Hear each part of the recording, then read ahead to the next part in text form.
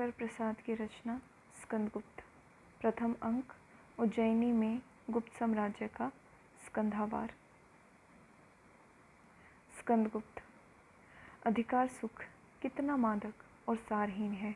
अपने को नियामक और कर्ता समझने को बलवती स्पृहा उससे बेगार कराती है। उत्सवों में परिचारक और अस्त्रों में ढाल से भी अधिकार लोलुप मनुष्य क्या अच्छे हैं। जो कुछ हो, हम तो साम्राज्य के एक सैनिक हैं। पर्णदत्त। युवराज की जय हो। आर्य पर्णदत्त को अभिवादन करता हूँ। सेनापति को क्या आज्ञा है। पर्णदत्त। मेरी आज्ञा। युवराज, आप सम्राट के प्रतिनिधि हैं, मैं तो आज्ञाकारी सेवक हूँ। इस वृद्ध ने गरुड़ ध्वज लेकर आर्य चंद्रगुप्त की सेना का संचालन किया। अब भी गुप्त साम्राज्य की नासिर सेना में उसी गरुड़ ध्वज की छाया में पवित्र शास्त्र धर्म का पालन करते हुए उसी के मान के लिए मर मिटूं, यही कामना है। गुप्त कुलभूषण, आशीर्वाद दीजिए वृद्ध पर्णदत्त की माता का स्तन्य लज्जित ना हो। स्कंदगुप्त। आर्य, आपकी वीरता की लेखमाला शिप्रा से सिंधु की लोल लहरियों से लिखी जाती है। शत्रु भी उस वीरता की सराहना करते हुए सुने जाते हैं, तब भी संदेह। पर्णदत्त। संदेह दो बातों से है युवराज। वे कौन सी। अपने अधिकारों के प्रति आपकी उदासीनता और अयोध्या में नित्य नए परिवर्तन। क्या अयोध्या का कोई नया समाचार है। संभवतः सम्राट तो कुसुमपुर चले गए हैं और कुमारामात्य महाबलाधिकृत वीरसेन ने स्वर्ग की ओर प्रस्थान किया। क्या महाबलाधिकृत अब नहीं है। शोक। पर्णदत्त। अनेक समरों के विजेता महामानी गुप्त साम्राज्य के महाबलाधिकृत अब इस लोक में नहीं है। इधर प्रौढ़ सम्राट के विलास की मात्रा बढ़ गई है। स्कंदगुप्त।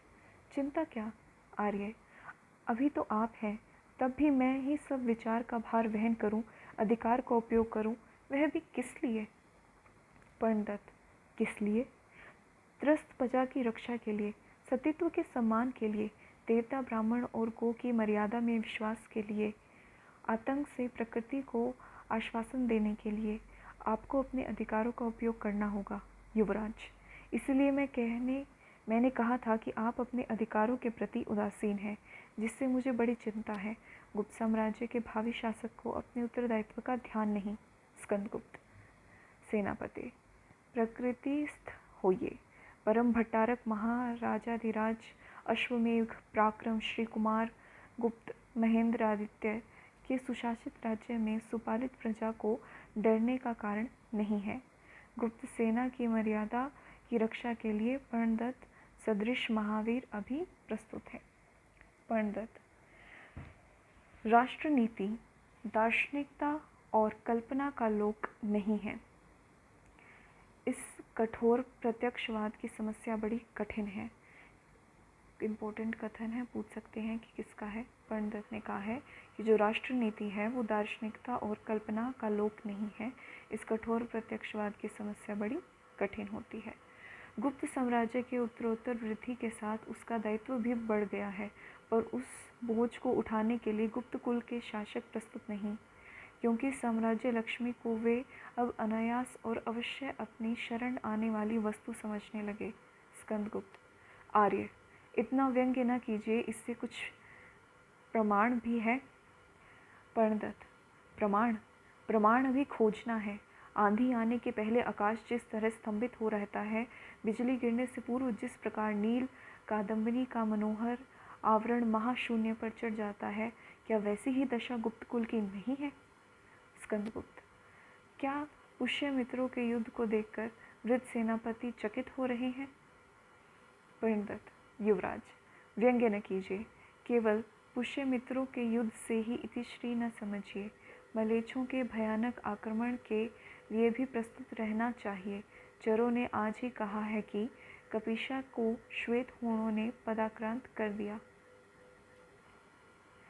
इस पर भी युवराज पूछते हैं कि अधिकारों का उपयोग किस लिए। यही किस लिए प्रत्यक्ष प्रमाण है कि गुप्त कुल के शासक इस साम्राज्य को गले पड़ी वस्तु समझने लगे हैं। चक्रपालित का प्रवेश। अब जो ये चक्रपालित है, ये पर्णदत्त का पुत्र है, जिसका अभी तक हम बातचीत देख रहे थे स्कंदगुप्त के साथ। चक्रपालित देखकर, अरे युवराज भी यही है, युवराज की जय हो। आओ चक्र, आर्य पर्णदत्त ने मुझे घबरा दिया है। पिताजी प्रणाम, कैसी बात है? पर्णदत्त, कल्याण हो, आयुष्मान। तुम्हारे युवराज अपने अधिकारों से उदासीन हैं, वे पूछते हैं अधिकार किस लिए। तात, इस किस लिए का अर्थ मैं समझता हूँ। क्या? गुप्त कुल का अव्यवस्थित उत्तराधिकार नियम, क्योंकि कुछ अभी निर्णय नहीं लिया गया कि उत्तराधिकार ज्येष्ठ को ही बनाया जाएगा, पुत्र को या नहीं। स्कंदगुप्त, चक्र, सावधान, तुम्हारे इस अनुमान का कुछ आधार भी है। चक्र, युवराज, यह अनुमान नहीं है, यह प्रत्यक्ष सिद्ध है। पर्ण गंभीरता से, चक्र, यदि यह बात हो भी तब भी तुम्हारा ध्यान रखना चाहिए कि हम लोग साम्राज्य के सेवक हैं। असावधान बालक, अपनी चंचलता को विष वृक्ष का बीज न बना देना। स्कंदगुप्त, आर्य पर्णदत्त, क्षमा कीजिए, हृदय की बातों को राजनीतिक भाषा में व्यक्त करना चक्र नहीं जानता। पर्ण, ठीक है, किंतु उसे इतनी शीघ्रता नहीं करनी चाहिए। चर आ रहा है, कोई युद्ध का नया समाचार है क्या? चर का प्रवेश, युवराज की जय हो। पर्ण, क्या समाचार है? चर, अब की बार पुष्यमित्रों का अंतिम प्रयत्न है। वे अपने समस्त शक्ति संकलित करके बढ़ रहे हैं। नासिर सेना के नायक ने सहायता मांगी है। दशपुर से भी दूत आया है। स्कंदगुप्त, अच्छा, जाओ उसे भेज दो। चढ़ जाता है दशपुर के दूत का प्रवेश। युवराज भट्टारक की जय हो। स्कंदगुप्त, मालवपति सुकुशल है। अब एक और जगह की बात आ रही है, मालव की। वहाँ युद्ध चल रहा है और वहाँ के राजा ने यहाँ सहायता के लिए अपने जो है चर को भेजा है। तो स्कंदगुप्त पूछते हैं कि मालवपति सकुशल है।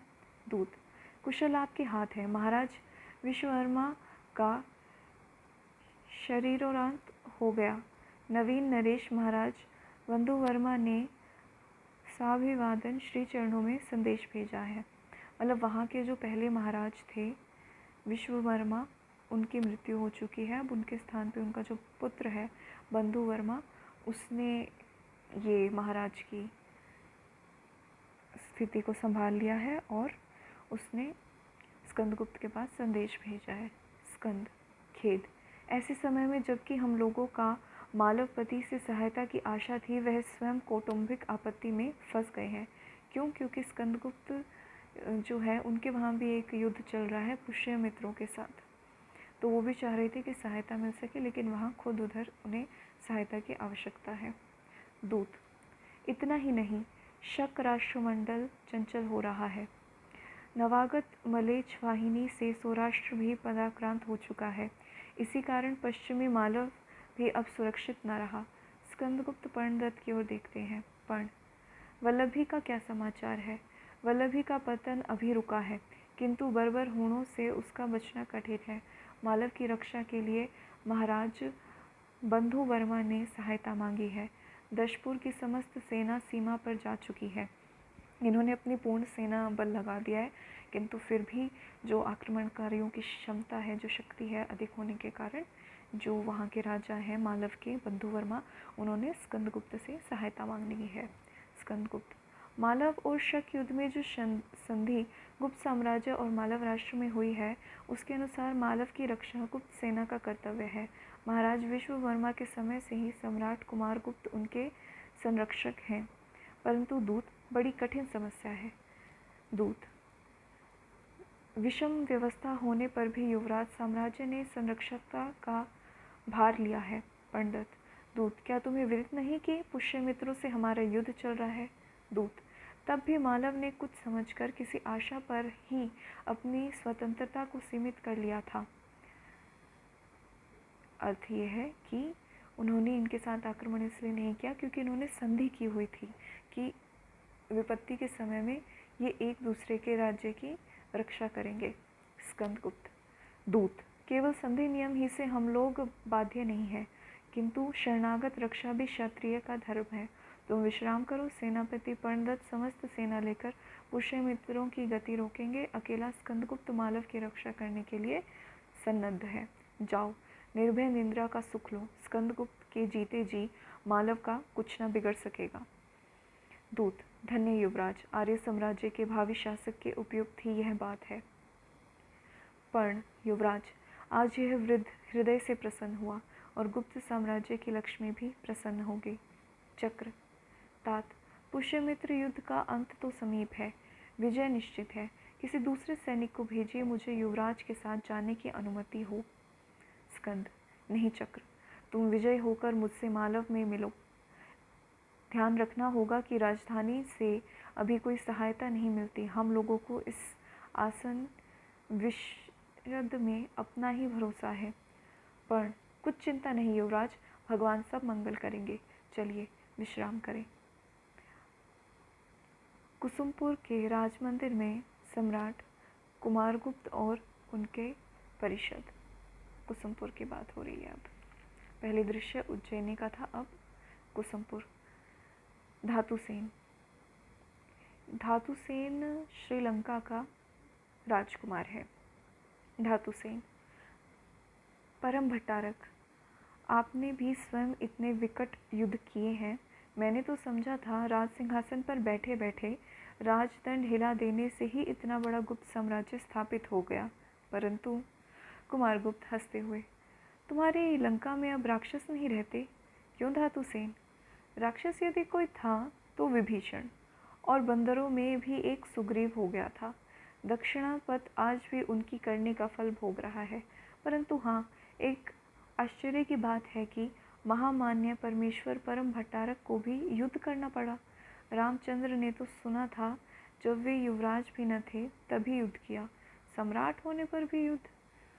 कुमार, युद्ध तो करना ही पड़ता है, अपनी सत्ता बना रखने के लिए यह आवश्यक है। धातुसेन, अच्छा तो स्वर्गीय आर्य समुद्रगुप्त ने देवपुत्रों तक का राज्य विजय किया था, सो उनके लिए परम आवश्यक था। क्या पाटलिपुत्र के समीप ही वह राष्ट्र था? कुमार, तुम भी बाली की सेना में से कोई बचे हुए हो। व्यंग्य। धातुसेन, परम भट्टारक की जय हो। बाली की सेना न थी और वह युद्ध न था। जब उसमें लड्डू खाने वाले सुग्रीव निकले पड़े तब फिर क्यों? उनकी बड़ी सुंदर ग्रीवा में लड्डू अत्यंत सुशोभित होता था और सबसे बड़ी बात तो थी बाली के लिए उनकी तारा का मंत्रित्व। सुना है सम्राट, स्त्री की मंत्रणा बड़ी अनुकूल और उपयोगी होती है, उनकी सलाह स्त्रियों की, इसलिए उन्हें राज्य की झंझटों से शीघ्र छुट्टी मिल गई। परम भट्टारक की दुल्हाई एक स्त्री को मंत्री आप भी बना लें। बड़े बड़े दाढ़ी मूछे वाले मंत्रियों के बदले उसकी एकांत मंत्रणा कल्याणकारी होगी। कुमार हंसते हुए, लेकिन पृथ्वीसेन तो मानते ही नहीं। पृथ्वीसेन मानते तो नहीं। धातुसेन, तब मेरी सम्मति से वे ही कुछ दिनों के लिए स्त्री हो जाएं। क्यों कुमार माते जी? पृथ्वीसेन, पर तुम तो स्त्री नहीं हो जो मैं तुम्हारी सम्मति मान लूं। कुमार हंसता हुआ, हाँ तो आर्य समुद्रगुप्त को विवश होकर उन विद्रोही विदेशियों का दमन करना पड़ा, क्योंकि मौर्य साम्राज्य के समय से ही सिंधु के उस पार का देश भी भारत साम्राज्य के अंतर्गत था। जगत विजेता सिकंदर के सेनापति सेल्यूकस से उस प्रांत को मौर्य सम्राट चंद्रगुप्त ने लिया था। धातुसेन, फिर तो लड़कर ले लेने की एक परंपरा सी लग जाती है।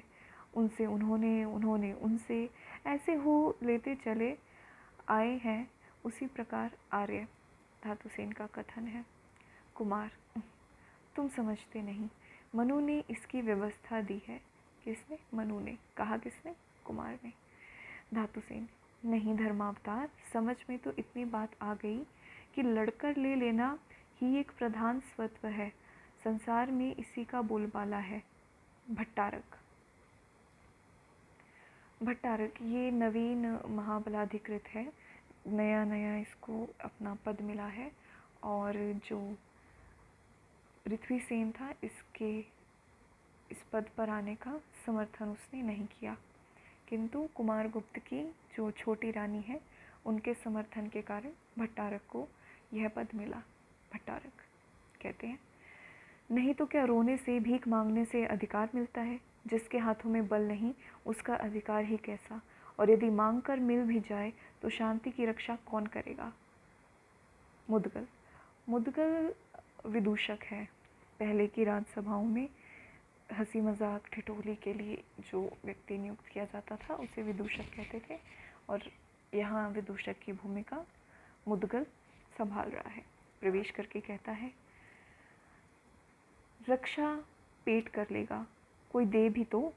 अक्षय तुणीर, अक्षय कवच सब लोगों ने सुना होगा, परंतु इस अक्षय मंजूसा का हाल मेरे सिवा कोई नहीं जानता।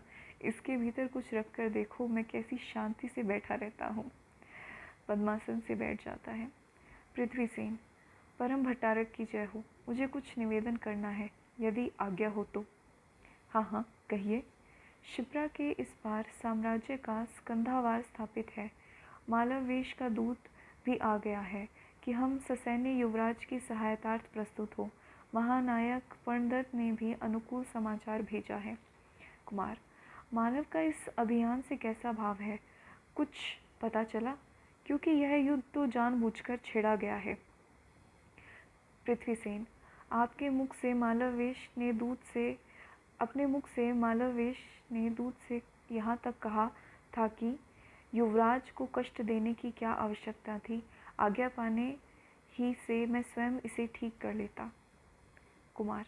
महासांधि विग्रहिक साधु, यह वंश परंपरागत तुम्हारी ही विद्या है। पृथ्वीसेन। सम्राट के श्री चरणों का प्रताप है। सौराष्ट्र से भी नवीन समाचार मिलेगा, इसलिए युवराज को वहाँ भेजने का मेरा अनुरोध है। भट्टारक। सौराष्ट्र की गतिविधि देखने के लिए एक रणदक्ष सेनापति की आवश्यकता है। वहाँ शक राष्ट्र बड़ा चंचल अथच भयानक है। भट्टारक चाहता है कि वो सौराष्ट्र में जाए, क्योंकि वहाँ शक की जो गतिविधियाँ हैं वो बढ़ती जा रही हैं। पृथ्वीसेन। महाबलाधिकृत, आवश्यकता होने पर आपको वहाँ जाना ही होगा। उत्कंठा की आवश्यकता नहीं। नहीं, मैं तो महाबलाधिकृत, तुम्हारी स्मरणीय सेवा स्वीकृत होगी, अभी आवश्यकता नहीं। तो यहाँ उसकी बात काट दी जाती है। धातुसेन हाथ जोड़कर, यदि दक्षिण पथ पर आक्रमण का आयोजन हो तो मुझे आज्ञा मिले। मेरा घर पास है, मैं जाकर स्वच्छंदता पूर्वक लेटता रहूँगा, सेना को भी कष्ट न होने पावेगा। सब हंसते हैं। मुदगल। जय हो देव। पाकशाला पर चढ़ाई करनी हो तो मुझे आज्ञा मिले, मैं अभी उसका सर्वस्वांत कर डालूँ। पाकशाला, रसोई घर। फिर सब हंसते हैं। गंभीर भाव से अभिवादन करते हुए एक ओर पृथ्वीसेन और दूसरी ओर भट्टारक का प्रस्थान। कुमार। मुदगल, तुम्हारा कुछ? मुदगल। महादेवी ने प्रार्थना की है कि युवराज भट्टारक की कल्याण कामना के लिए चक्रपाणी भगवान की पूजा की सब सामग्री प्रस्तुत है। आर्यपुत्र कब चलेंगे? मतलब महादेवी ने ये जो मुदगल है इसके हाथों ये संदेश भिजवाया है कि वो उनके साथ कब चलेंगे। कुमार मुंह बनाकर, आज तो कुछ पारसी नर्तकियाँ आने वाली हैं। अचानक भी है। महादेवी से कह देना असंतुष्ट ना हो, कल चलूँगा। वो टाल देते हैं। मुदगल खड़ा होकर, परमेश्वर परम भट्टारक की जय हो, और वो वहाँ से चला जाता है। अब बचा धातुसेन। वह चाणक्य कुछ भांग पीता था। उसने लिखा है कि राजपुत्र भेड़िए हैं, इनके पिता को सदैव सावधान रहना चाहिए। कुमार। वह राष्ट्र नीति है। अनंत देवी का चुपचाप प्रवेश। अनंत देवी कुमार गुप्त की छोटी रानी है। धातु। भूल गया, उसके बदले उस ब्राह्मण को लिखना था कि राजा लोग ब्याह ही न करें, क्यों भेड़िए से संतान उत्पन्न हो। अनंत देवी का प्रवेश, और वो कहती हैं, आर्यपुत्र की जय हो। आओ प्रिय, तुम्हें खोज ही रहा था। नर्तकियों को बुलवाती आ रही हूँ। कुमारा मात्य आदि थे, मंत्रणा में बाधा समझकर जानबूझकर देर लगाई। आपको तो देखती हूँ कि अवकाश ही नहीं। धातुसेन की ओर क्रुद्ध होकर देखती है। वह अबोध विदेशी हसोड़ है। अनंत देवी। तब भी सीमा होनी चाहिए। चाणक्य का नाम ही कौटिल्य है, उनके सूत्रों की व्याख्या करने जाकर ही यह फल मिला। क्षमा मिले तो एक बात और पूछ लूँ, धातुसेन कह रहा है, क्योंकि फिर इस विषय का प्रश्न न करूँगा। अनंत, छोटी रानी कहती है, पूछ लो। धातु, उसने अनर्थ शास्त्र में विष कन्या का कुमार। राजा कहते हैं, चुप करो। नर्तकियों का गाते हुए प्रवेश। अब जो है इस नाटक का प्रथम गीत हमारे सामने आ रहा है। कई बार गीत की पंक्तियां डालकर भी पूछ लेते हैं कि ये किस रचना से है। न छेड़ना उस अति स्मृति से, खींचे हुए बिनतार कोकिल, करुण रागिनी तड़प उठेगी, सुनना ऐसा पुकार कोकिल। हृदय धूल में मिला दिया है, उसे चरण चिंसा किया है, खिले फूल सब गिरा दिया है, ना अब बसंती बहार कोकिल। कोकिल शब्द से आसानी से याद हो जाएगा, उम्मीद करते हैं ये आ जाए शब्द। सुनी बहुत आनंद भैरवी, विगत हो चुकी निशा माधवी, रही न अब शारदी कैरवी, न तो मघा की फुहार कोकिल। न खोज पागल मधुर प्रेम को, न तोड़ना और के नेम को, बचा विरह मौन के शेम को, कुचाल अपनी सुधार कोकिल। पट परिवर्तन। पथ में मातृगुप्त। मातृगुप्त कहीं जा रहे हैं। मातृगुप्त यहाँ जो संस्कृत साहित्य के प्रसिद्ध कवि कालिदास हैं उनके लिए उपयोग किया गया है। रचनाकार का मानना था कि कालिदास दो भिन्न भिन्न व्यक्ति थे, एक जो पद्य रचना करते थे, एक जो गद्य रचना करते थे, किंतु पुष्टि न होने के कारण उन्होंने मातृगुप्त नाम का ही प्रयोग यहाँ किया है। मातृगुप्त। कविता करना अत्यंत पुण्य का फल है। इस दुराशा और अनंत उत्कंठा से कवि जीवन व्यतीत करने की इच्छा हुई। संसार के समस्त अभावों को असंतोष कहकर हृदय को धोखा देता रहा, परंतु कैसी विडंबना। लक्ष्मी के लालों का भृंगभंग और शोभ की ज्वाला के अतिरिक्त मिला क्या? एक काल्पनिक प्रशंसनीय जीवन जो कि दूसरों की दया में अपना अस्तित्व रखता है। संचित हृदय कोश के अमूल्य रत्नों की उदारता और दारिद्र्य का व्यंग्यात्मक कठोर अट्टहास, दोनों ही विषमता की कौन सी व्यवस्था होगी। मनोरथ को, भारत के प्रकांड बोध पंडित को परास्त करने में मैं भी सबकी प्रशंसा का भाजन बना, परंतु हुआ क्या? मुद्गल का प्रवेश। मुद्गल विदूषक। मुद्गल, कहिए कवि जी, आप तो बहुत दिनों पर दिखाई पड़े, कुलपति की कृपा से कहीं अध्यापन कार्य मिल गया क्या? मातृगुप्त, मैं तो अभी यूं ही बैठा हूँ। क्या बैठे बैठे काम चल जाता है? तब तो भाई तुम बड़े भाग्यवान हो। कविता करते हो ना भाई, उसे छोड़ दो। मातृगुप्त, क्यों? वह तो मेरे भूखे हृदय का आहार है। कवित्व वर्णमय चित्र है जो स्वर्गीय भावपूर्ण संगीत गाया करता है। अंधकार का आलोक से, असन का सत से, जड़ का चेतन से और बाह्य जगत का अंतर जगत से संबंध कौन कराती है? कविता ही ना। मुद्गल, परंतु हाथ का सुख से, पेट का अन्न से और आँखों का निंद्रा से भी संबंध होता है कि नहीं? इसको भी कभी सोचा विचारा है? मातृगुप्त, संसार में क्या इतनी ही वस्तुएं विचारने की हैं? पशु भी इनकी चिंता कर लेते हैं। मुद्गल, और मनुष्य पशु नहीं है, क्योंकि उससे बातें बनाना आता है, अपनी मूर्खताओं को छिपाना, पापों पर बुद्धिमानी का आवरण चढ़ाना आता है, और वागजाल की फांस उसके पास है। अपनी घोर आवश्यकताओं में कृत्रिमता बढ़ाकर सभ्य और पशु से कुछ ऊंचा द्विपद मनुष्य पशु बनने से बच जाता है। मातृगुप्त, होगा। तुम्हारा तात्पर्य क्या है? मुद्गल, विचारपूर्ण स्वप्नमय जीवन छोड़कर वास्तविक स्थिति में आओ। ब्राह्मण कुमार हो, इसीलिए दया आती है। मातृगुप्त, क्या करूं? मुद्गल, मैं 2-4 दिन में अवंती जाने वाला हूँ। युवराज भट्टारक के पास तुम्हें रखवा दूंगा, अच्छी वृत्ति मिलने लग जाएगी, है स्वीकार? पर तुम्हें मेरे ऊपर इतनी दया क्यों? तुम्हारी बुद्धिमत्ता देखकर मैं प्रसन्न हुआ हूँ। उसी दिन से मैं खोजता था। तुम जानते हो कि राजकृपा का अधिकारी होने के लिए समय की आवश्यकता है। बड़े लोग की एक दृढ़ धारणा होती है कि अभी टकराने दो, ऐसे बहुत आया जाया करते हैं। मातृगुप्त, तब तो बड़ी कृपा है, मैं अवश्य चलूँगा। कश्मीर मंडल में हूणों का आतंक है। शास्त्र और संस्कृत विद्या का कोई पूछने वाला नहीं।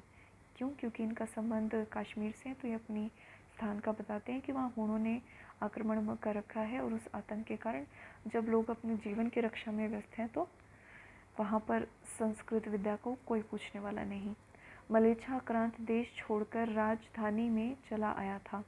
अब आप ही मेरे पथ प्रदर्शक हैं। मुद्गल: अच्छा, तो मैं जाता हूँ, शीघ्र ही मिलूँगा। तुम चलने के लिए प्रस्तुत रहना। जाता है। मातृगुप्त: कश्मीर जन्मभूमि, जिसकी धूलि में लौट कर खड़े होना सीखा, जिसमें खेल खेल कर शिक्षा प्राप्त की, जिसमें जीवन के परमाणु संगठित हुए थे, वही छूट गया और बिखर गया एक मनोहर स्वप्न। आह, वही जो मेरे इस जीवन पथ का पाथेय रहा। प्रिय, संस्कृति के वे सुंदरतम क्षण यूं ही भूल नहीं जाना। वह उच्छृंखलता थी अपनी कहकर मन मत बहलाना। मादकता सी तरल हंसी के प्याले में उठती लहरी, मेरे निश्वासों से उठकर अधर चूमने को ठहरी।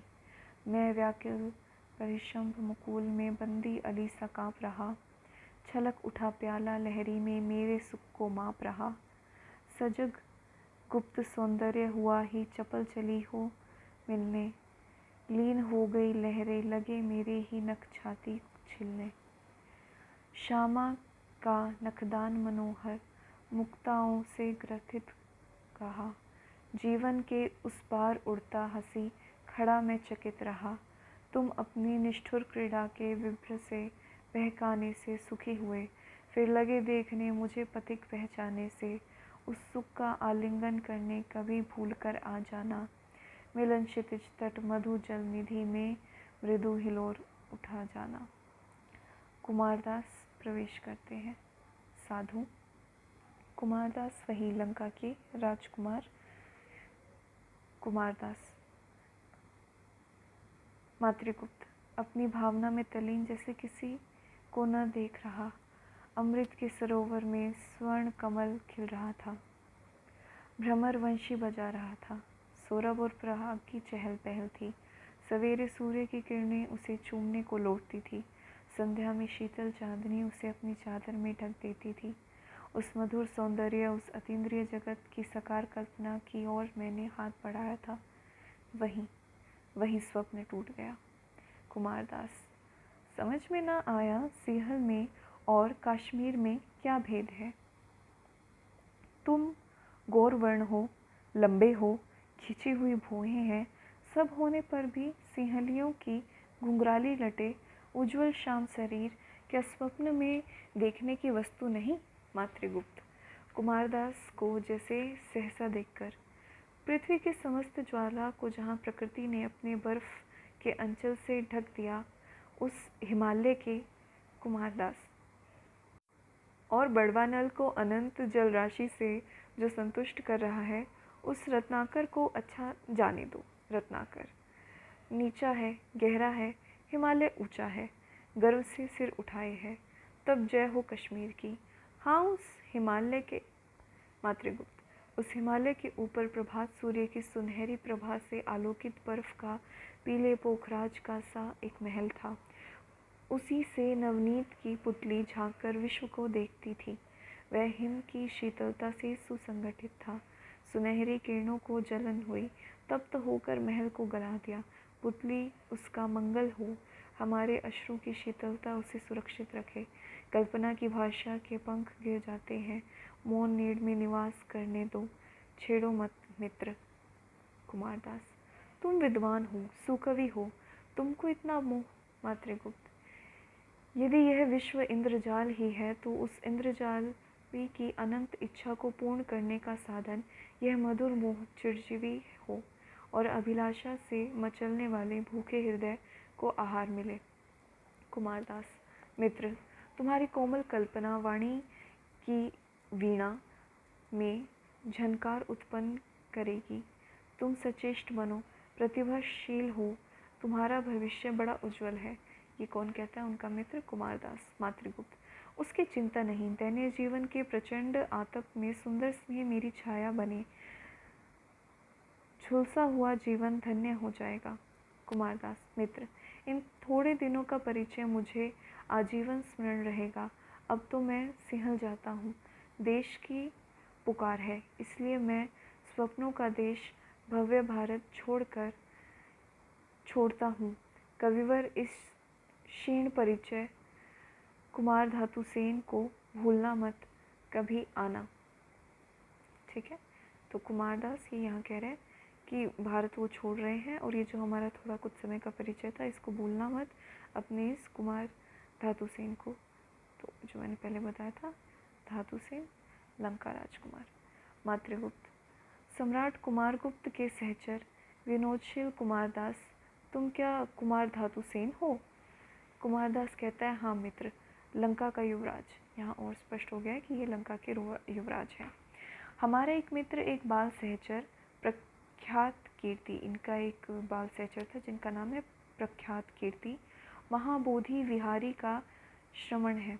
उसे और गुप्त साम्राज्य का वैभव देखने पर्यटक के रूप में भारत चला आया था। गौतम के पदरज की पवित्र भूमि को खूब देखा और देखा दर्प से उद्धृत गुप्त साम्राज्य के तीसरे पहर का सूर्य, आर्य अभ्युत्थान का यह स्मरणीय युग। मित्र, परिवर्तन उपस्थित है।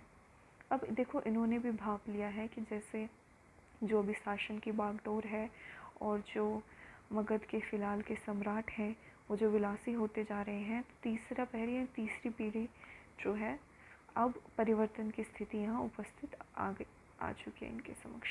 मातृगुप्त। सम्राट कुमारगुप्त के साम्राज्य में परिवर्तन? धातुसेन कहता है फिर, सरल युवक, इस गतिशील जगत में परिवर्तन पर आश्चर्य। परिवर्तन रुका कि महापरिवर्तन प्रलय हुआ। परिवर्तन ही सृष्टि है, जीवन है, स्थिर होना मृत्यु है, निश्चेष्ट शांति मरण है, प्रकृति क्रियाशील है। समय पुरुष और स्त्री की गेंद लेकर दोनों हाथों से खेलता है। पुल्लिंग और स्त्रीलिंग की समष्टि अभिव्यक्ति की कुंजी है। पुरुष उछाल दिया जाता है, स्त्री आकर्षण करती है। यही जड़ प्रकृति का चेतन रहस्य है। यहाँ पर ये फिलहाल जो महाराज और उनकी छोटी रानी है उसकी ओर इशारा कर रहे हैं। मातृगुप्त। निस्संदेह अनंत देवी के इशारे पर कुमारगुप्त नाच रहे हैं। अद्भुत पहेली है। धातुसेन। पहेली? यह भी रहस्य ही है। पुरुष है कुतूहल और प्रश्न, और स्त्री है विश्लेषण, उत्तर और सब बातों का संसाधन। पुरुष के प्रत्येक प्रश्न का उत्तर देने के लिए वह प्रस्तुत है। उसके कौतूहल, उसके अभावों को परिपूर्ण करने का उष्ण प्रयत्न और शीतल उपचार। अभागा मनुष्य संतुष्ट है वचनों के समान।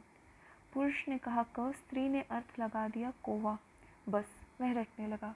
विषय विह्वल वृद्ध सम्राट तरुणी की आकांक्षाओं के साधन बन रहे हैं। काले मेघ क्षितिज में एकत्र हैं। शीघ्र ही अंधकार होगा, परंतु आशा का केंद्र ध्रुव तारा एक युवराज स्कंद है। इन सभी समस्याओं में आशा का केंद्र जो है ये युवराज स्कंदगुप्त को मानते हैं। निर्मम शून्य आकाश में शीघ्र ही अनेक वर्ण के मेघ रंग भरेंगे। एक विकट अभिनय का आरंभ होने वाला है। तुम भी संभवतः उसके अभिनेताओं में एक हो। सावधान, सिंहल तुम्हारे लिए प्रस्तुत है।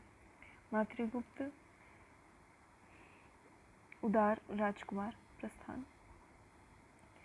अनंत देवी का सुसज्जित प्रकोष्ठ। अनंत देवी हम बता चुके हैं, जो कुमारगुप्त हैं उनकी छोटी रानी।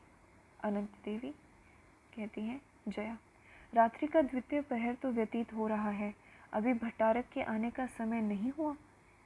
जया, स्वामिनी, आप बड़ा भयानक खेल खेल रही हैं। शूद्र हृदय जो चूहे के शब्द से भी शंकित होते हैं, जो अपनी सांस से ही चौंक उठते हैं, उनके लिए उन्नति का कंटकित मार्ग नहीं, महत्वाकांक्षा का दुर्गम स्वर्ग उनके लिए स्वप्न है। पंक्ति इम्पोर्टेंट लग रही है, ये भी ध्यान में रख लीजिए कि ये किसकी पंक्ति है, अनंत देवी की। कुछ कुछ पात्रों की विशेषताओं को देख लीजिए, जैसे अनंत देवी काफ़ी महत्वाकांक्षी है तो उसके ऐसे विचार आएंगे। जया, परंतु राजकीय अंतःपुर की मर्यादा बड़ी कठोर अथक फूल से कोमल है। अथवा कठोरता भी है उसमें और कोमलता भी। जया कहती है, अपनी नियति का पथ मैं अपने पैरों चलूँगी, अपनी शिक्षा रहने दे। जया कपाट के समीप कान लगाती है। संकेत होता है। गुप्त द्वार खुलते ही भट्टारक सामने उपस्थित होता है। इसका अर्थात ये हुआ कि जो अनंत देवी का प्रकोष्ठ है उसमें एक गुप्त द्वार है जहाँ से कौन, भट्टारक, जो हमने बताया था नवीन महाबलाधिकृत जो है वो प्रवेश करता है। महादेवी की जय हो। परिहास न करो मगध के महाबलाधिकृत। स्थान ध्यान रख लीजिए। मगध राज्य के सम्राट कुमारगुप्त और उन्हीं के पुत्र स्कंदगुप्त की हम जो है पढ़ रहे हैं। देवकी के रहते किस साहस से तुम मुझे महादेवी कहते हो। देवकी जो है वो बड़ी रानी है कुमारगुप्त की। देवकी का ही पुत्र है स्कंदगुप्त। भट्टारक, हमारा हृदय कह रहा है और आए दिन साम्राज्य की जनता प्रजा सभी कहेंगी। मुझे विश्वास नहीं होता। महादेवी, कल सम्राट के समक्ष जो विद्रूप और व्यंग्यवाण मुझ पर बरसाए गए वे अंतःस्थल में गड़े हुए हैं। उनके निकालने का प्रयत्न नहीं करूँगा। वे ही भावी विप्लव में सहायक होंगे। चुप चुप कर वे मुझे सचेत करेंगे। मैं उन पथ प्रदर्शकों का अनुसरण करूँगा। बाहुबल से, वीरता से और उनके प्रचंड पराक्रमों से मुझे मगध के महाबलाधिकृत का माननीय पद मिला है और मैं उस सम्मान की रक्षा करूँगा। महादेवी, आज मैंने अपने हृदय के मार्मिक रहस्य का अकस्मात उद्घाटन कर दिया, परंतु वह भी जानबूझकर समझकर। मेरा हृदय शूलों के लोहफलक सहने के लिए है, शूद्र विश्ववाक्यवाण के लिए नहीं। मतलब मैं योद्धा हूँ, मुझे जो वो बाण सहने पड़ेंगे मैं सह लूँगा, लेकिन जो कटु वचन है, जो व्यंग्य वचन है, वो मेरे लिए नहीं है। तो छोटी रानी कहती है, तुम वीर हो भट्टारक, यह तुम्हारे उपयुक्त ही है। देवकी का प्रभाव जिस उग्रता से बढ़ रहा है उसे देखकर मुझे पुरगुप्त के जीवन में शंका हो रही है। पुरगुप्त, ये छोटी रानी का सुपुत्र है पुरगुप्त और स्कंदगुप्त का छोटा भाई। महाबलाधिकृत दुर्बल माता का हृदय उसके लिए आज ही से चिंतित है, विकल है। सम्राट की मति एक सी नहीं रहती, वे अव्यवस्थित और चंचल है। इस अवस्था में वे विलास के अधिक मात्रा से केवल जीवन के जटिल सुखों की गुत्थियाँ सुलझाने में व्यस्त हैं। भट्टारक, सब समझ रहा हूँ। पुष्यमित्रों के युद्ध में मुझे सेनापति की पदवी नहीं मिली, इसका कारण भी मैं जानता हूँ। मैं दूध पीने वाला शिशु नहीं, और यह मुझे स्मरण है कि पृथ्वी सेन के विद्रोह करने पर भी आपकी कृपा से मुझे महाबलाधिकृत का पद मिला। मैं कृतघ्न नहीं हूँ महादेवी, आप निश्चिंत रहें। अनंत देवी, पुष्यमित्रों के युद्ध में भेजने के लिए मैंने भी कुछ समझकर उद्योग नहीं किया। भट्टारक, क्रांति उपस्थित है, तुम्हारा यहाँ रहना आवश्यक है, क्योंकि यहाँ अभी महल में ये लोग षड्यंत्र कर रहे हैं। इसी कारण ये चाहती है कि भट्टारक जो है वो महल में ही रहे। भट्टारक, क्रांति के सहसा इतने समीप उपस्थित होने के तो कोई लक्षण मुझे नहीं दिखाई पड़ते। भट्टारक समझ नहीं पा रहा कि अभी तो क्या होने वाला है। अनंत देवी कहती है, राजधानी में आनंद विलास हो रहा है और पारसिक मदिरा की धारा बह रही है। इनके स्थान पर रक्त की धारा बहेगी। आज तुम काला गुरु के गंध धूम से संतुष्ट हो रहे हो, कल इन उच्च सौंद मंदिरों में महापिशाची की विप्लव ज्वाला धधकेगी। उस चिरानन की उत्कंठ गंध असह्य होगी। तब तुम भट्टारक उस आगामी खंड प्रलय के लिए प्रस्तुत हो कि नहीं। ऊपर देखती हुई, ओह, प्रपंच बुद्धि की कोई बात आज तक मिथ्या नहीं हुई। भट्टारक, कौन प्रपंच बुद्धि? अनंत देवी, सूची भेद्य अंधकार में छिपने वाली रहस्यमयी नियति का, प्रज्वलित कठोर नियति का नील आवरण उठाकर झांकने वाला। उसकी आँखों में अभिचार का संकेत है, मुस्कुराहट में विनाश का सूचक है, आंधियों से खेलता है, बातें करती हैं, बिजलियों से आलिंगन। प्रपंच बुद्धि का सहसा प्रवेश। प्रपंच बुद्धि, स्मरण है भाद्र की अमावस्या। भट्टारक और अनंत देवी सहम कर हाथ जोड़ते हैं। स्मरण है भिक्षु शिरोमणि, उसे मैं भूल सकती हूँ। प्रपंच बुद्धि, कौन? महाबलाधिकृत। तुम लोग सधर्म के अभिशाप की लीला देखोगे। हाँ, आँखों में इतना बल है आंखों में इतना बल कि तुम सद्धर्म के अभिशाप को देख सको? क्यों समझ लिया था कि इन मुंडित मस्तक, जीर्ण कलेवर, भक्षी कंकालों में क्या धरा है? देखो, शव चिता में नृत्य करती हुई तारा का तांडव नृत्य, शून्य सर्वनाशकारिणी प्रकृति की मुंड मालाओं की कंदुक क्रीड़ा अश्वमेघ हो चुके हैं। उनके फलस्वरूप महानरमेध का उपसंहार भी देखो। मैं तुझसे तू करेगा। अच्छा महादेवी, अमावस्या के पहले पहर में जब नील गगन के से भयानक और उज्ज्वल उल्कापात होगा, महाशून्य की ओर देखना। जाता हूँ, सावधान। प्रस्थान करता है। महादेवी, यह भूकंप के समान हृदय को हिला देते वाला कौन व्यक्ति है? ओह, मेरा तो सर घूम गया। यह तो भिक्षु प्रपंच बुद्धि है। तब मुझे विश्वास हुआ, यह क्रूर कठोर नर पिशाच मेरी सहायता करेगा। मैं उस दिन के लिए प्रस्तुत हूँ। अनंत देवी, तब प्रतिश्रुत होते हो। भट्टारक, दास सदैव अनुचर रहेगा। अनंत देवी, अच्छा, तुम इसी गुप्त द्वार से जाओ। देखो अभी कादम्ब की मोह निंद्रा से सम्राट जगे कि नहीं। जया प्रवेश करके कहती है, परम भट्टारक अंगड़ाइयाँ ले रहे हैं। स्वामिनी, शीघ्र चलिए। जया का प्रस्थान। भट्टारक, तो महादेवी आज्ञा हो। भट्टारक, जाने को कहूँ, इस शत्रु धुरी में मैं असहाय अबला इतना आंसू पोंछती है। भट्टारक, धैर्य रखिए, इस सेवक के बाहुबल पर विश्वास कीजिए। तो भट्टारक, जाओ, चलिए शीघ्र। जया कहती है। भट्टारक, एक दुर्भेद्य नारी हृदय में विष प्रहेलिका का रहस्य बीज है। अब भट्टारक के जो वाक्य हैं उनको इस तरीके से याद किया जा सकता है कि ये प्रपंचों को नहीं समझता, सरल बुद्धि व्यक्ति है, किंतु इसके मन में जो है विद्रोह करने का भाव है, बदले की भावना है। ओह, कितनी साहसशील स्त्री! देखूं गुप्त साम्राज्य के भाग्य की कुंजी यह किधर घूमती है, परंतु इसकी आंखों में काम पिपासा के संकेत अभी उबल रहे हैं। अतृप्ति की चंचल प्रवंचना कपोलों पर रक्त होकर क्रीड़ा कर रही है। हृदय में श्वासों की गर्मी विलास का संदेश वहन कर रही है। परंतु अच्छा चलो, यह विचार करने का स्थान नहीं। तो उसी गुप्त द्वार से जो है वह लौट जाता है। शर्वनाग, कौन सी वस्तु देखी, किस सौंदर्य पर मन रीझा? कुछ नहीं, सदैव इस सुंदरी खड़गलता की प्रभा पर मैं मुग्ध रहा। मैं नहीं जानता कि और भी कुछ सुंदर है। वह मेरी स्त्री, जिसके अभावों का कोश कभी खाली नहीं, जिसकी भर्त्सनाओं का भंडार अक्षय है, उससे मेरी अंतरात्मा काँप उठती है।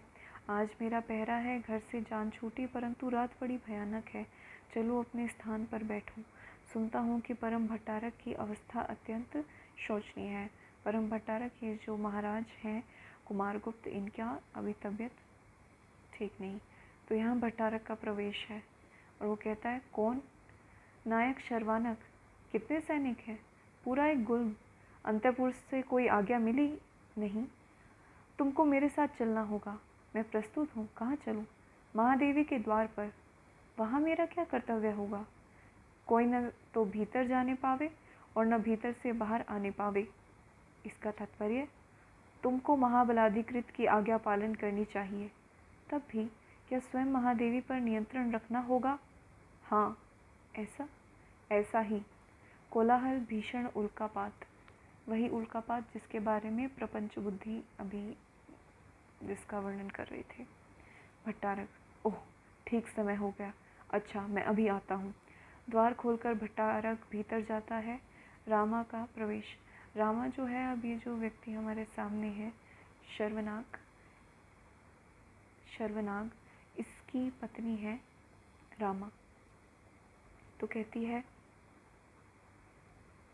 क्यों, तुम आज यहीं हो? मैं यहीं हूँ। तुम कैसे? मूर्ख, महादेवी सम्राट को देखना चाहती है, परंतु उनके आने में बाधा। गोबर गणेश, तो कुछ कर सकता है? मैं क्रोध से गरजते हुए सिंह की पूंछ उखाड़ सकता हूँ, परंतु सिंहवाहिनी, तुम्हें देखकर मेरे देवता कूच कर जाते हैं। रामा पैर पटक कर, तुम कीड़े से भी अपदार्थ हो। न न न न, ऐसा न कहो, मैं सब कुछ हूँ, परंतु मुझे घबराओ मत, समझाकर कहो मुझे क्या करना होगा।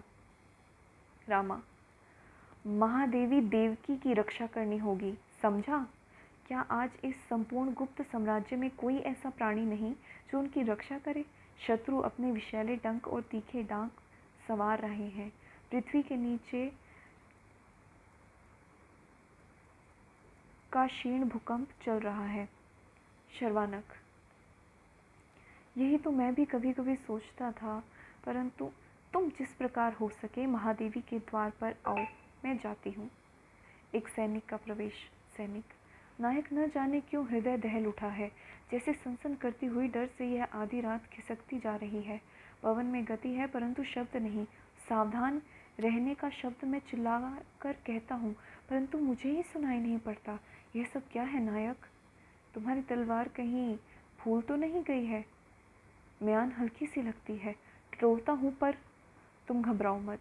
3 साथियों को साथ लेकर घूमो, सबको सचेत रखो, हम इसी शिला पर हैं, कोई डरने की बात नहीं।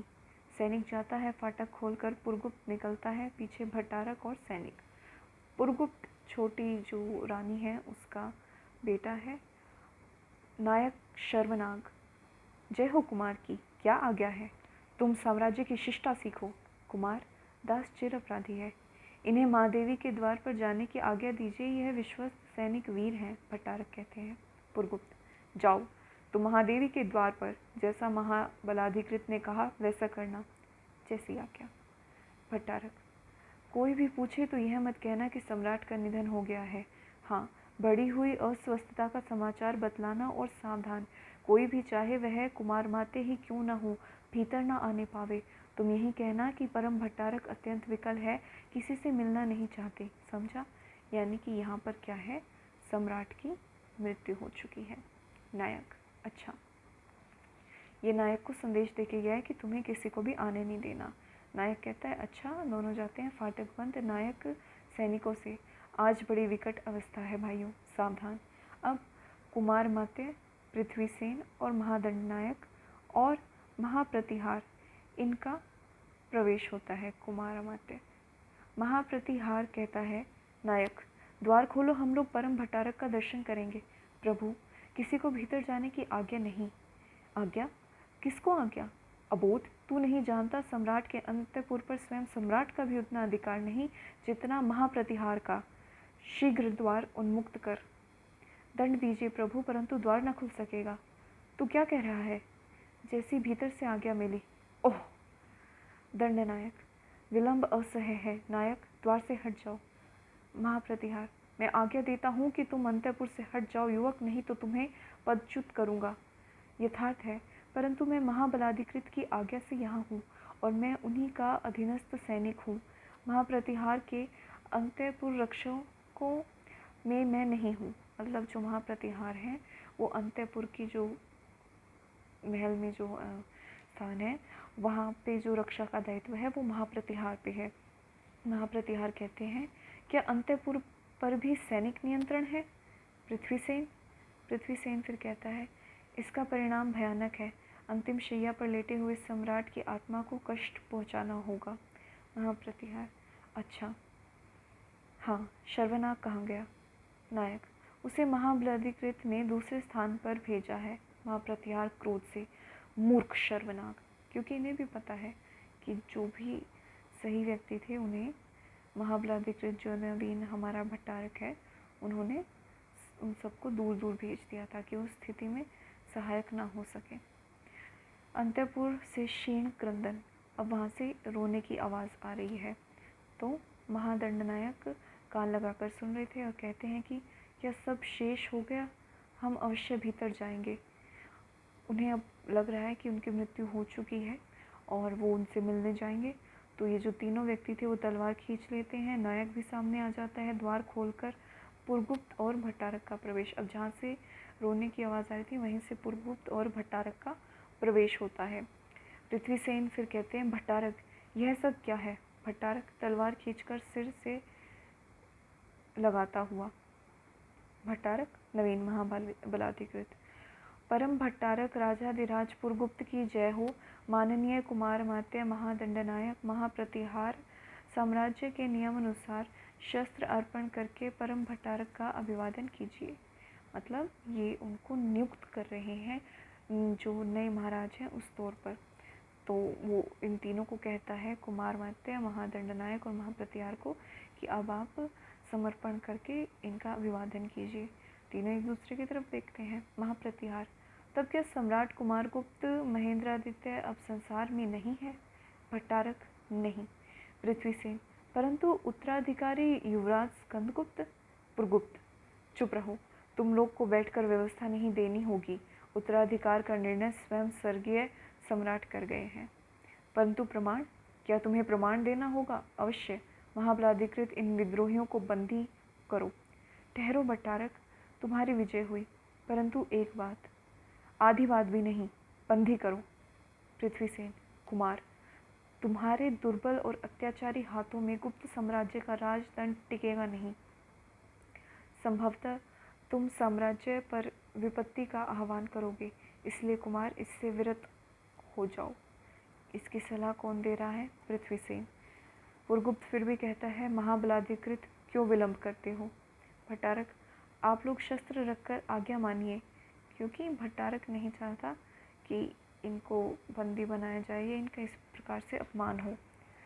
महाप्रतिहार, आताताई, यह स्वर्गीय आर्य चंद्रगुप्त का दिया हुआ खड्ग तेरी आज्ञा से नहीं रखा जा सकता।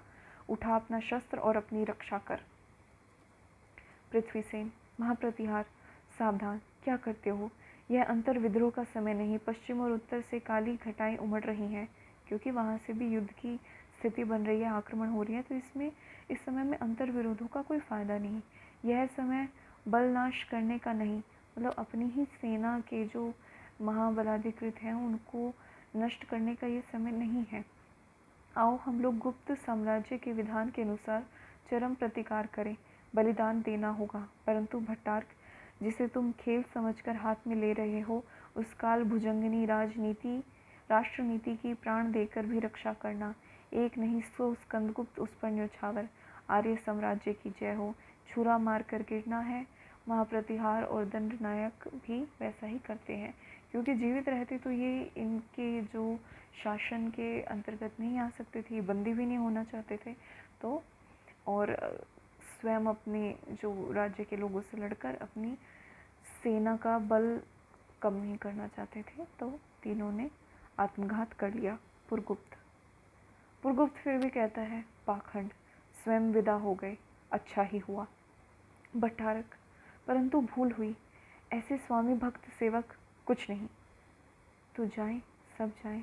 गुप्त साम्राज्य के हीरो के से उज्जवल हृदय वीर युवक का शुद्ध रक्त, सब मेरी प्रतिहिंसा राक्षसी के लिए बलि, सब मेरी प्रतिहिंसा राक्षसी के लिए बलि। महत्वपूर्ण पंक्ति भट्टारक कह रहा है, ये हम उसके स्वभाव से जान सकते हैं, क्योंकि वो हमेशा एक दूसरों से जो उनका अपमान हुआ था उसका बदला लेना चाह रहे थे। तो उन्हें लगता है कि मेरी उसी हिंसा के जो हैं बलि बने हैं ये लोग। इसके पश्चात नगर प्रांत में पथ।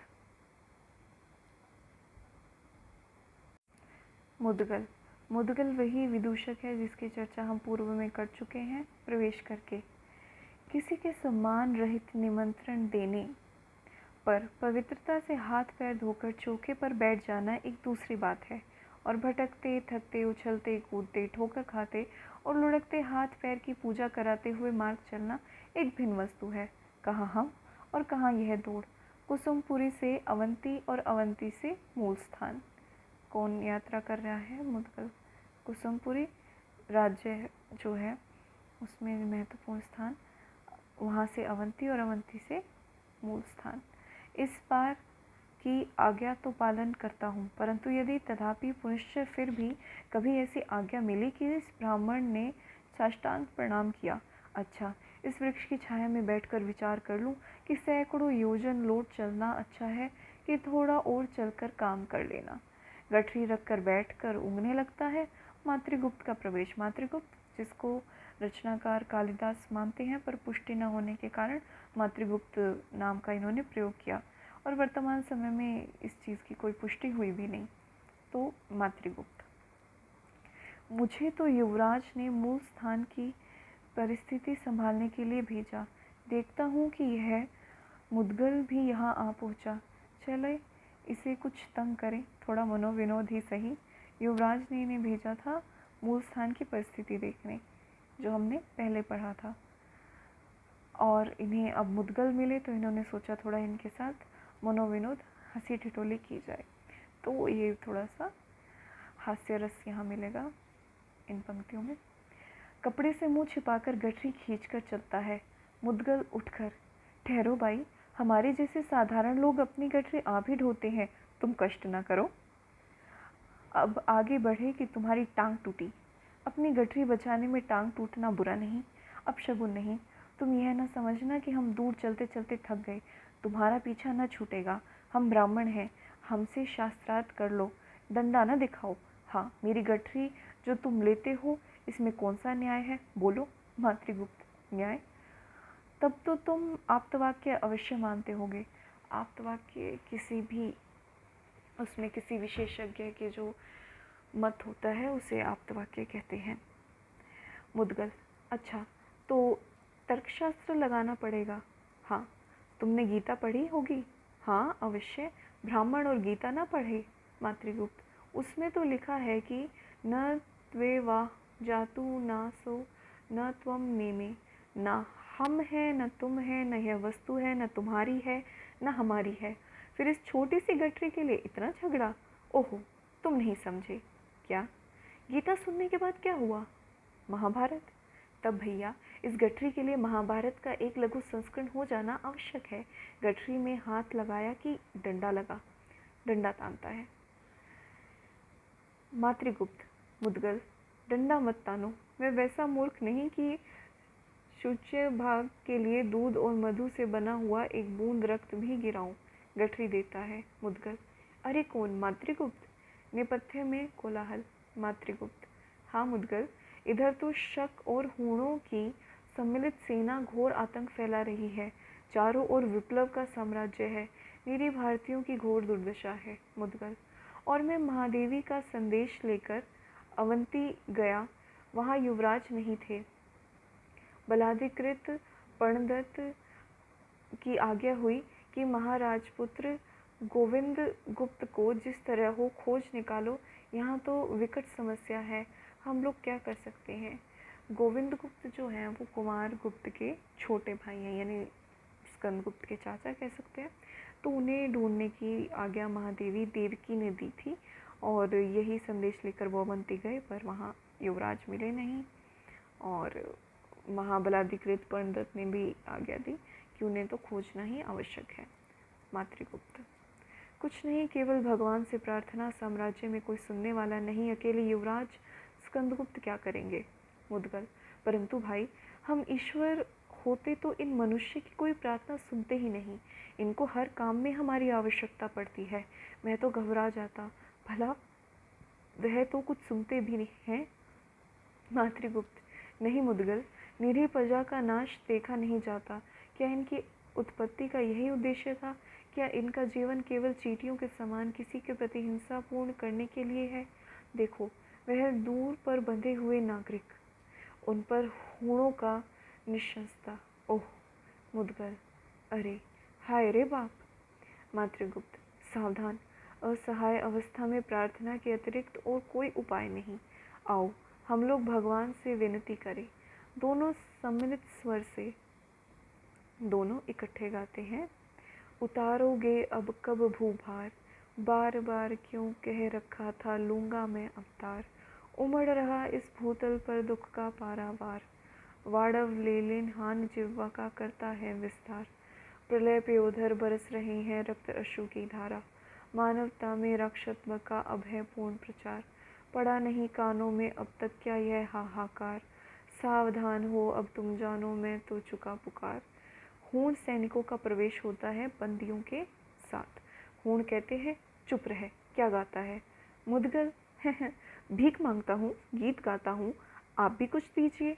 3 मुद्रा बनाता है। हूण धक्का देता है, चल एक और खड़ा हो। हाँ जी, इन दुष्टों ने कुछ देना अभी स्वीकार नहीं किया, बड़े कुत्ते हैं। नागरिक, अब जो हूण है वो इन नागरिकों से धन एकत्रित करना चाहते हैं, लेकिन उन नागरिकों के पास, बेचारों के पास धन है नहीं, और ये बार बार इन्हें प्रताड़ित कर रहे हैं।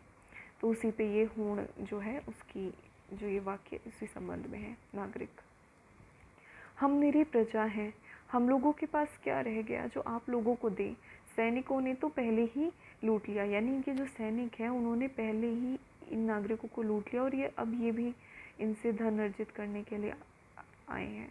हूण सेनापति कहता है, तुम लोग बातें बनाना खूब जानते हो। अपना छिपा हुआ धन देकर प्राण बचाना हो तो शीघ्रता करो, नहीं तो गर्म किए हुए लोहे प्रस्तुत हैं, कोड़े और तेल में तर कपड़े भी, उस कष्ट का स्मरण करो। नागरिक, प्राण तो तुम्हारे हाथों में है, जब चाहे ले लो। हूण सेनापति कोड़े से मारता हुआ, उसे तो ले ही लेंगे, पर धन कहाँ है। नागरिक, नहीं है निर्दय हत्यारे, कह दिया कि नहीं है। हूण सेनापति, इनके बालकों को तेल से भीगा हुआ कपड़ा डाल कर जला दो, और स्त्रियों को गर्म लोहे से दागो। स्त्रियां, हे नाथ, हमारे निर्बलों के बल कहाँ हो, हमारे दीन के संबल कहाँ हो। पुरुष, नहीं हो नाम ही बस नाम है क्या, सुना केवल यहाँ हो या वहाँ हो। स्त्रियां, पुकारा जब किसी ने तब सुना था, भला विश्वास यह हमको कहाँ हो।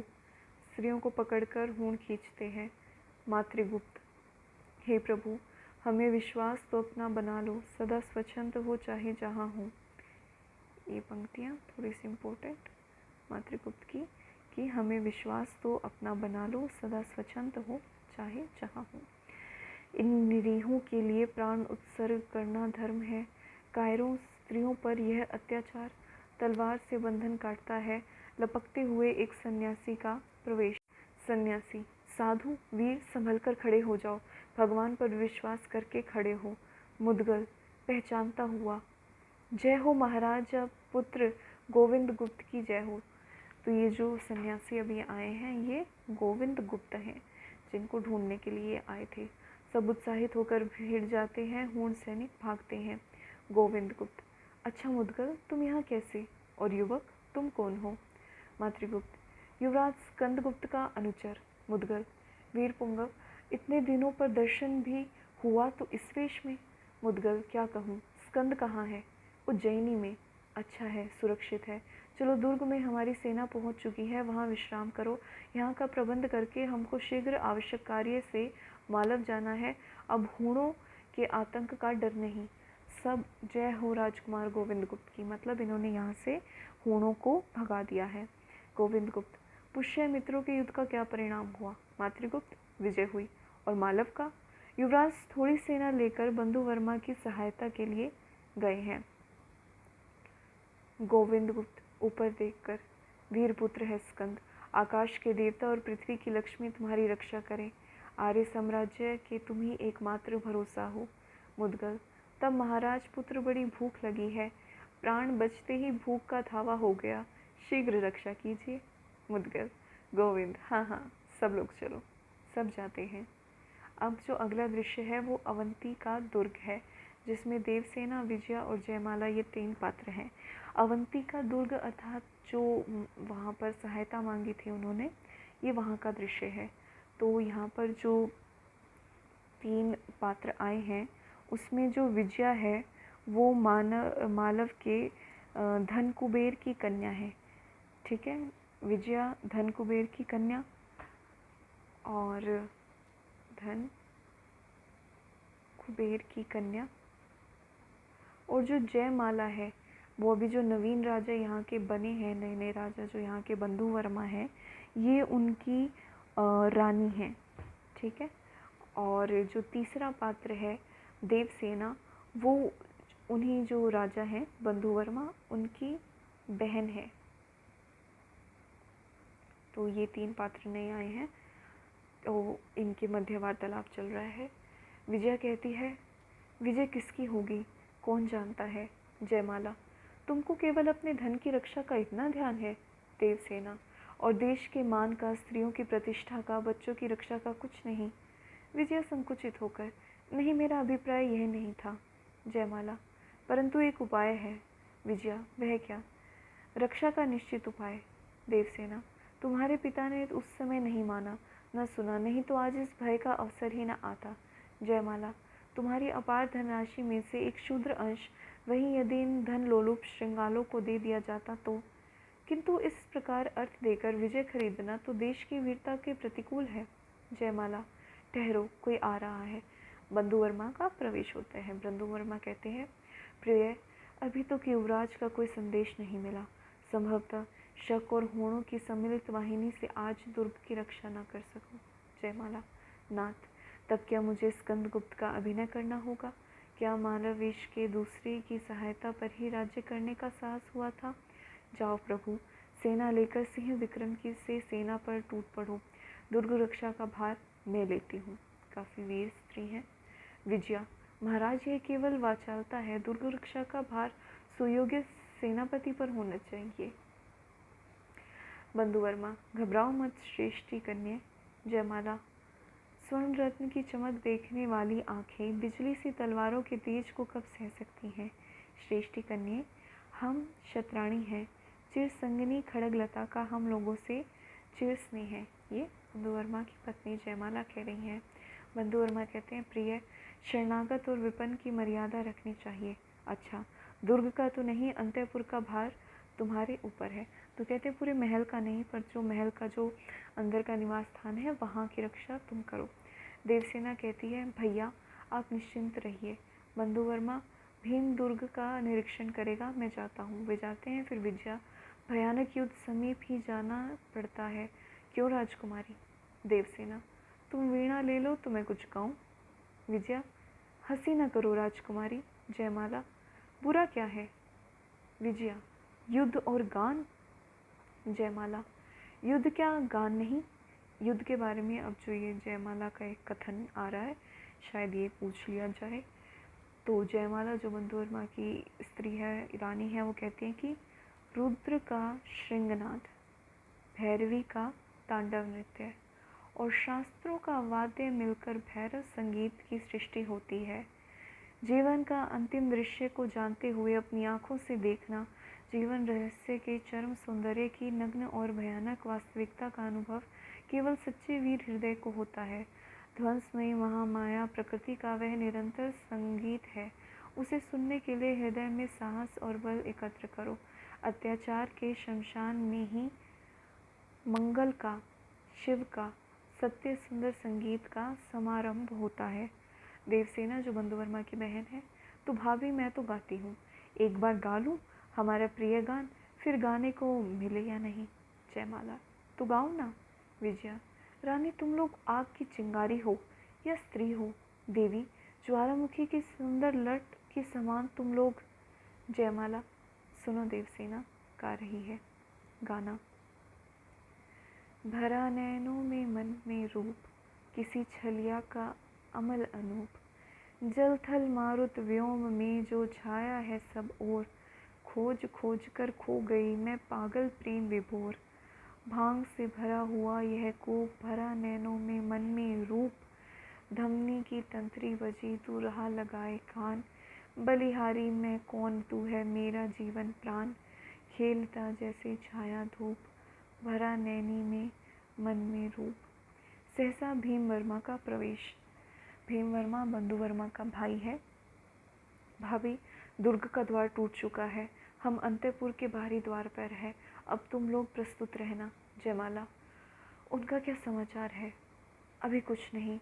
गिरि संकट में उन्होंने शत्रुओं के मार्ग को रोका था, परंतु दूसरी शत्रु सेना गुप्त मार्ग से आ गई। मैं जाता हूँ, सावधान। जाता है निपत्ते से कोलाहल, भयानक शब्द। विजया, महारानी किसी सुरक्षित स्थान में निकल चलिए। जयमाला छुरी निकालकर, रक्षा करने वाली तो पास है, डर क्या? क्यों देवसेना? देवसेना, भाभी श्रेष्ठी कन्या के पास नहीं है, उन्हें भी देव। न न, मैं लेकर क्या करूँगी? भयानक। देवसेना, इतनी सुंदर वस्तु क्या कलेजे में रखने लेने के योग्य नहीं है? विजया धड़ाके का शब्द सुनकर, ओह तुम लोग बड़े निर्दय हो। जयमाला, जाओ एक और छिपकर खड़ी हो जाओ। रक्त से लथपथ भीम का प्रवेश। भीम, भावी रक्षा न हो सकी। अब तो मैं जाता हूँ। वीरों के वर्णीय सम्मान को अवश्य प्राप्त करूँगा, परंतु जयमाला, हम लोगों की चिंता न करो। वीर स्त्रियों की, ब्राह्मणों की, पीड़ितों और अनाथों की रक्षा में प्राण विसर्जन करना क्षत्रिय का धर्म है। एक प्रलय की ज्वाला अपनी तलवार से फैला दो। भैरव के श्रृंगनाद के समान प्रबल हुंकार से शत्रु हृदय का कपा दो। वीर बढ़ो, गिरो तो मध्याह्न के भीषण सूर्य के समान। आगे पीछे सर्वत्र आलोक और उज्ज्वलता रहे। भीम का प्रस्थान, द्वार टूटना, विजय शत्रु सेना का प्रवेश। भीम आकर रोकता है। गिरते गिरते भीम का जयमाला और देवसेना की सहायता से युद्ध सहसा स्कंदगुप्त के सैनिकों के साथ प्रवेश। स्कंदगुप्त जो है अब यहाँ पहुँच चुका है। युवराज स्कंदगुप्त की जय हो। शक और हूण स्तंभित हुए। स्कंदगुप्त कहता है, ठहरो देवियों, स्कंद के जीवित रहते स्त्रियों को शस्त्र नहीं चलाना पड़ेगा। युद्ध होता है, सब पराजित होते हैं और बंदी होते हैं। विजया झांककर, आहा कैसी भयानक और सुंदर मूर्ति है। तो विजया को प्रथम दृष्टि का प्रेम हो गया है शायद। विजया धनकुबेर की पुत्री, वो स्कंदगुप्त पर मोहित हो गई। स्कंदगुप्त विजया को देखकर यह कौन? पटाक्षी।